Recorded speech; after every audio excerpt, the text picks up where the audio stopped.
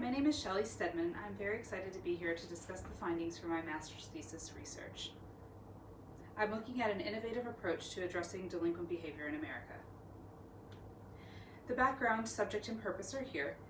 My main question was, why do some people turn to a life of crime while others don't? My inspiration was a book by now Governor Wes Moore, who became a Rhodes Scholar, a university graduate, and now governor, and a man by the same name who grew up in the same city who ended up behind bars.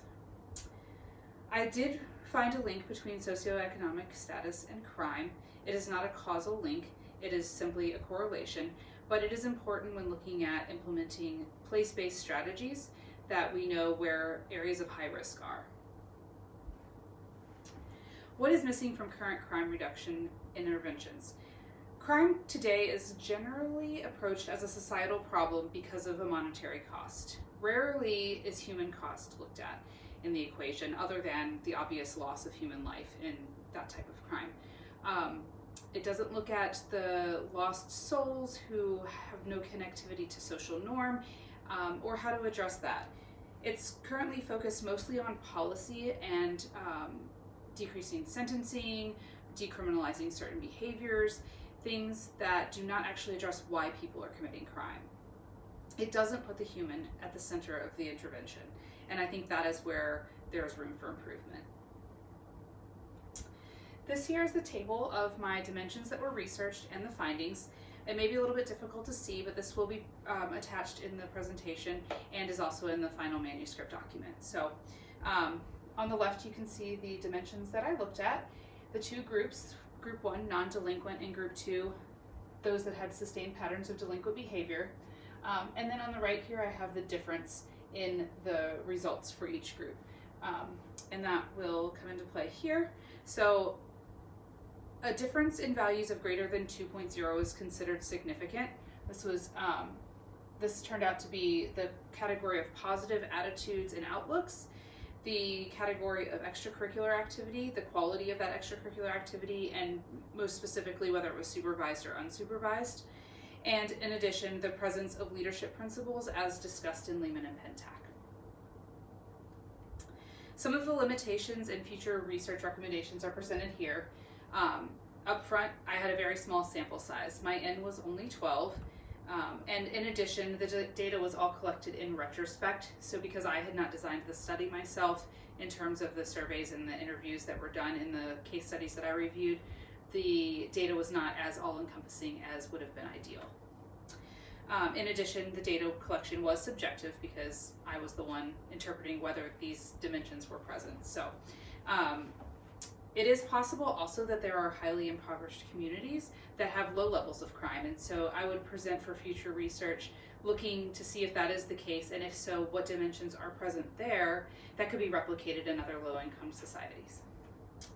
And lastly, more all-encompassing would be a future longitudinal study with surveys and interview questions that has been designed by a researcher specifically for these findings. So how do we apply this? There are two models that I looked at. This one here is the affective event theory.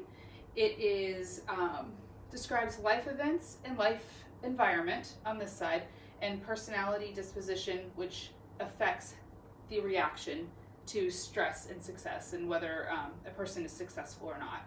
So my assertion after doing this research is that the dimensions that I found were present more in the non-delinquent group can be applied here in the life environment and the life events category to help push towards a positive outcome in the end. In addition, I have Elliott's integrated strain control paradigm, which looks at 3 different categories that lead to behavior patterns, either delinquent or non-delinquent, or low probability and high probability of delinquent behaviors. The first that he discusses is early socialization and whether people are bonded to conventional social norms. So up here we have strong bonds and down here we have weak bonds. I propose that we can implement Lehman and Pentak's leadership principles here, which will affect both these two categories. Early on in the home, in the schools, in the churches, community events, to bond people earlier to conventional social norms. In addition, having these leadership principles present help in the processes that either weaken or strengthen those bonds throughout a person's lifetime.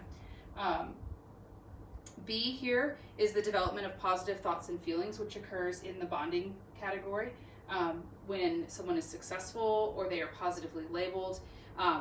When people have failures in conventional social contexts or are negatively labeled, we have the opposite effect, where the bonds to social conventional norms are decreased.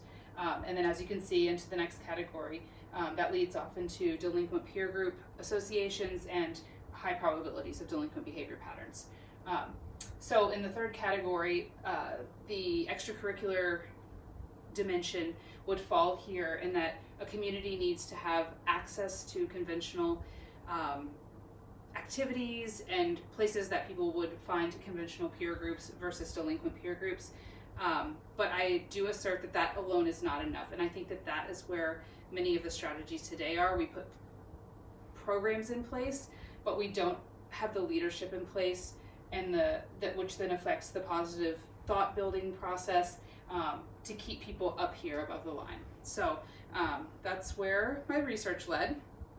In order to address a change of focus for crime reduction, we must ensure that there's commitment to the goal. And that's where we go back to the previous slide here, where just simply putting something into place isn't enough. We need to make sure that we're committed to building up the positive attitudes in the community and developing strong bonds to the conventional norm in the beginning.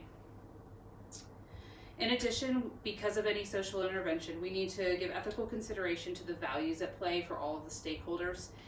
The researcher or the implementer of the intervention needs to remain unbiased, because we are coming into a community that is not ours. And we want to decrease any chance for resistance to change. We must always remember that the human being is at the center. And considering that maybe the answer isn't just in leadership, it could also be in training and followership, which was a huge component of this research as well, because you need your people that are that you're trying to make change with to be on board with that change effort. This is a not fully extensive list, but are some of the highlighted things that were addressed in this PowerPoint. The extensive list can be found in the manuscript, and I'm happy to answer any questions if you have them. Thank you.